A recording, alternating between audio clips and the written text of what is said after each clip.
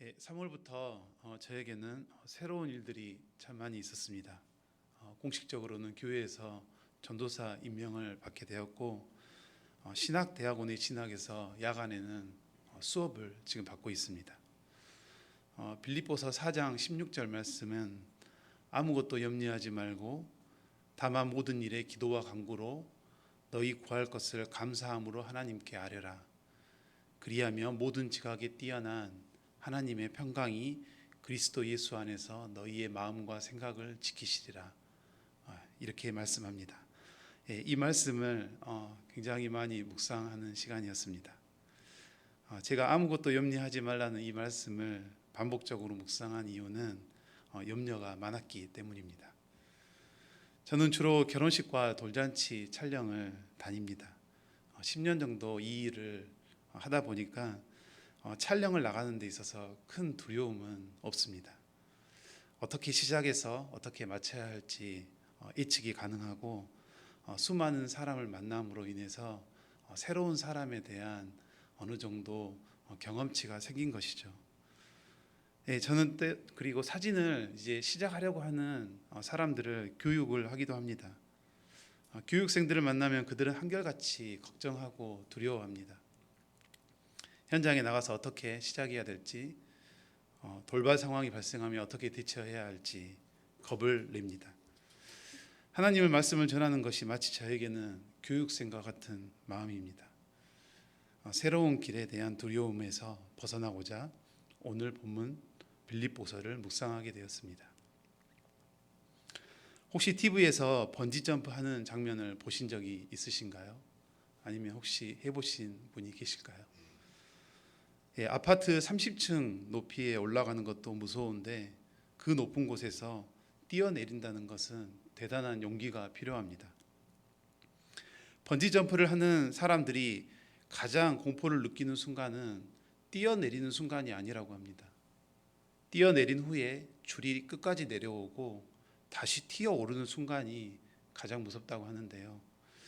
이때 어디로 튀어갈지 예측할 수 없는 순간이라고 합니다. 그래서 그때 가장 큰 공포를 느낀다고 합니다. 우리는 우리의 삶을 스스로 통제하고 싶어 합니다.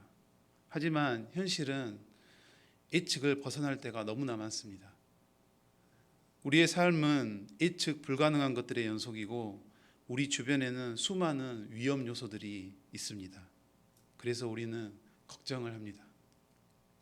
아이들이 학교 오가는 길에 사고는 발생하지 않을지, 자녀들은 앞으로 무슨 일을 하며 살아갈지, 지금 하고 있는 사업은 과연 계속 유지할 수 있는 것인지, 자녀들을 시집 장가 보내고 노후 준비는 어떻게 해야 할지, 코로나 바이러스가 더 진화하여 우리의 삶을 더욱 위협하는 건 아닌지, 우크라이나 전쟁이 3차 세계대전으로 확대되는 것은 아닌지, 이처럼 인간은 염려를 떼어놓고는 살 수 없는 존재입니다. 예수님은 이러한 염려가 인간의 실존의 문제이고 인간의 삶의 치명적인 것을 강조하고 있습니다. 너희 중에 누가 염려함으로 그 길을 한 자라도 더할 수 있겠느냐? 그러므로 내일 일을 위하여 염려하지 말라. 내일 일은 내일 염려할 것이요 한날의 괴로움은 그날의 족하느냐. 너희를 넘겨줄 때 어떻게 또는 무슨 말을 할까 염려하지 말라. 그때 너희에게 할 말을 주시리니. 예수님은 단호하게 말합니다. 염려는 무익한 것이다. 오늘 저는 빌립보서 말씀을 통하여 걱정되고 힘든 상황에서도 기뻐하는 것에 대하여 나누려고 합니다. 오늘 본문 4절을 보겠습니다. 주님 안에서 항상 기뻐하십시오. 다시 말하거려니와 기뻐하십시오. 바울은 반복해서 기뻐하라고 말합니다. 빌립보 교회는 바울이 환상을 보고 유럽 대륙에 세운 첫 교회였습니다. 사도행전 16장을 보면 바울은 이곳에서 귀신 들린 한 여종을 고쳐줍니다. 결국 이 일로 바울은 옷이 찢기고 매를 맞고 감옥에 들어가게 됩니다. 옥중에서 쓴 이 편지가 기쁨의 서신 빌립보서입니다. 빌립보서는 그리스도를 위한 고난, 그것에 참여하고 있다면 기뻐하라고 강조합니다. 빌립보 교회와 바울 자신이 기뻐할 만한 상황에 있기 때문에 기뻐하라는 것이 아닙니다. 이미 일이 잘 풀리고 기뻐하고 있는데 굳이 기뻐하라고 강조할 이유가 있을까요? 탄압과 고통 가운데 믿음을 지키는 성도들에게 기뻐하라고 권면합니다. 여기서 말하는 기쁨은 단순한 감정이 아니라 주님 안에서만 누릴 수 있는 기쁨을 말합니다. 세상이 주는 기쁨은 유한하고 일시적이며 부작용이 따르기 마련입니다. 콜라를 마시면 당장은 시원하지만 시간이 지나면 갈증이 심해지는 것처럼 세상의 즐거움은 본능적인 욕구를 추구하며 일시적인 만족감을 주는데 그칩니다. 새로운 즐거움을 찾는 수고를 반복해야 합니다. 점점 쾌락의 강도는 높아져 갑니다. 우리는 이것을 중독이라고 말합니다.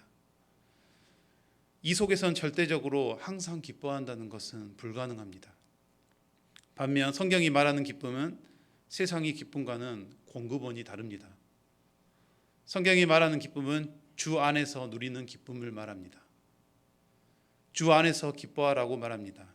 다른 곳이 아닌 주님 안에서 누리는 기쁨을 말합니다.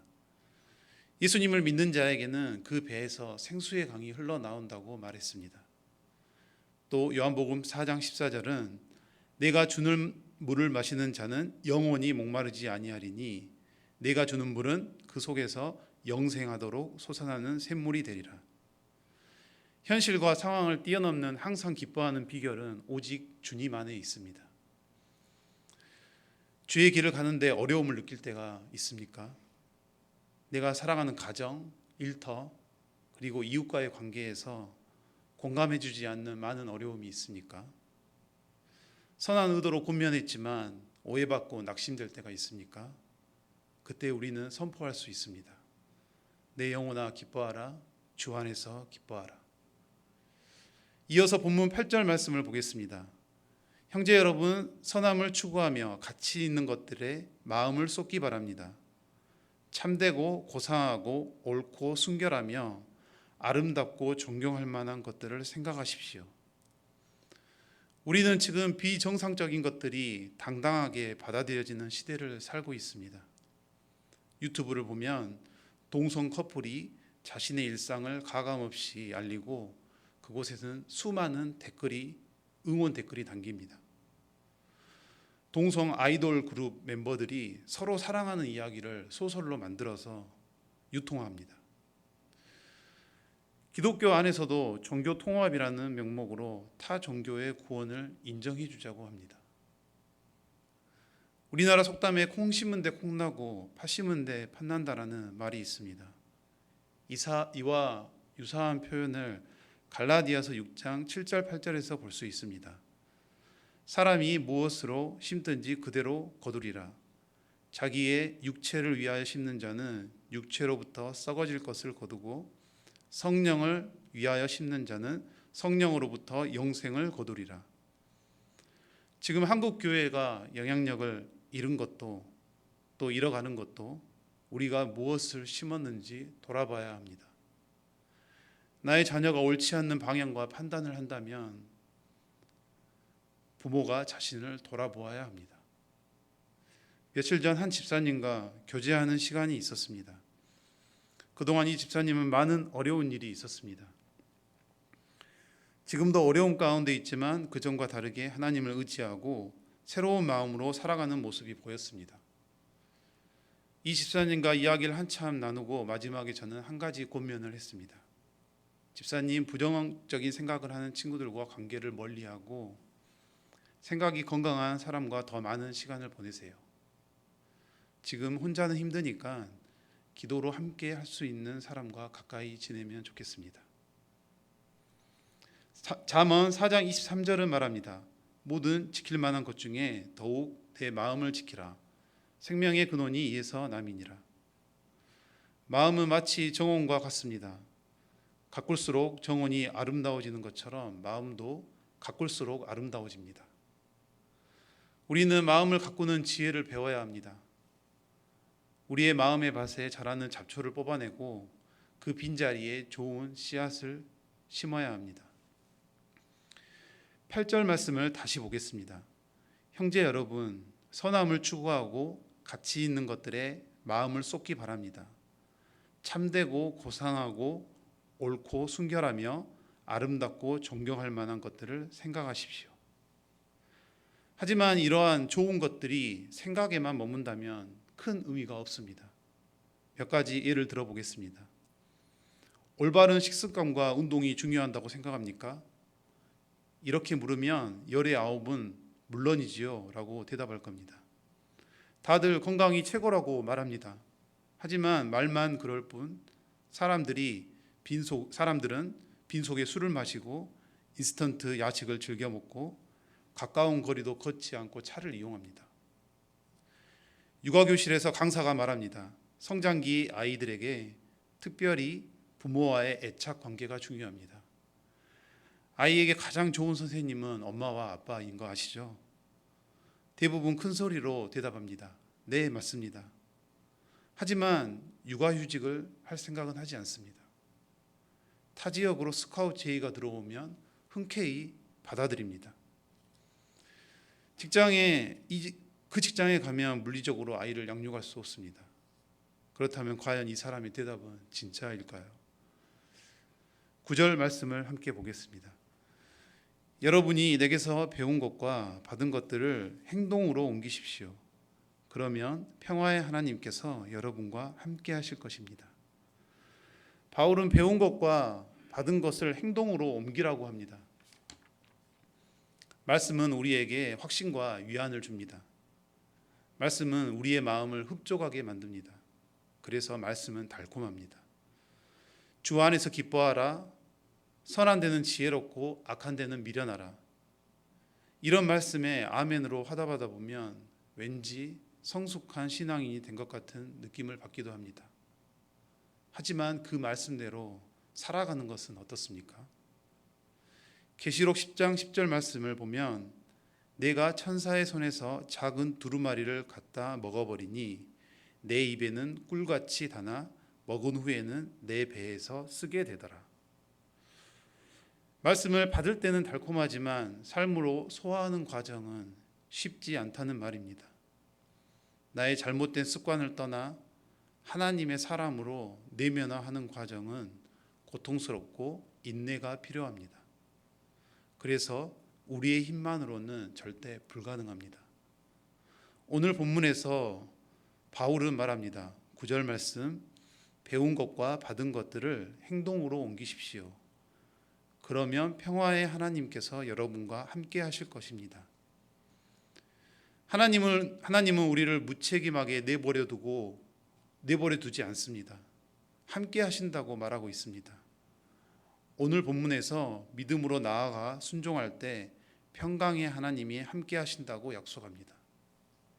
우리의 힘이 아닌 우리를 보호하시고 은혜 주시고 가르치시는 성령님이 함께함을 기억해야 합니다.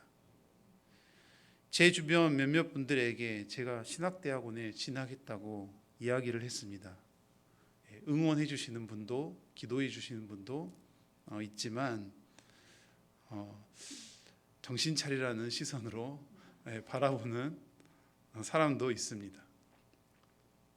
믿지 않는 사람들은 하나님 중심으로 살아가는 삶이 위험하다고 말합니다.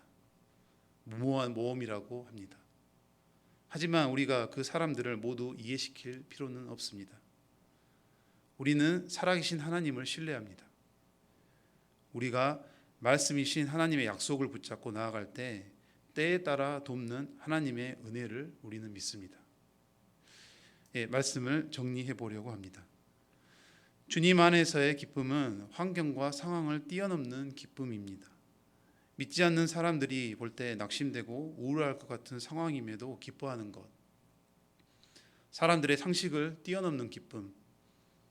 바울과 실라가 옥중에서 기도하고 찬송할 때 죄수들이 듣고 구원받았던 것처럼 기뻐할 수 없는 상황에서 기뻐할 때, 평안할 수 없는 상황에서 평안을 누릴 때 우리는 세상에 가장 강력한 메시지를 전달할 수 있습니다. 어떻게 저런 상황인데 기뻐하지? 그때 우리가 주 안에서 기뻐함을 전달하는 공동체가 되길 소망합니다. 전 세계적으로 팬데믹으로 우울하고 슬픔과 낙심 가운데 있는 이 시대에 교회가 참 기쁨의 메시지를 전달하는 곳이 되길 소망합니다. 우리의 신앙은 긍정의 힘, 좋은 생각에 그치는 것이 아닙니다. 주님의 말씀 앞에 순종함으로 하나님의 살아계심을 간증하는 공동체가 되길 소망합니다.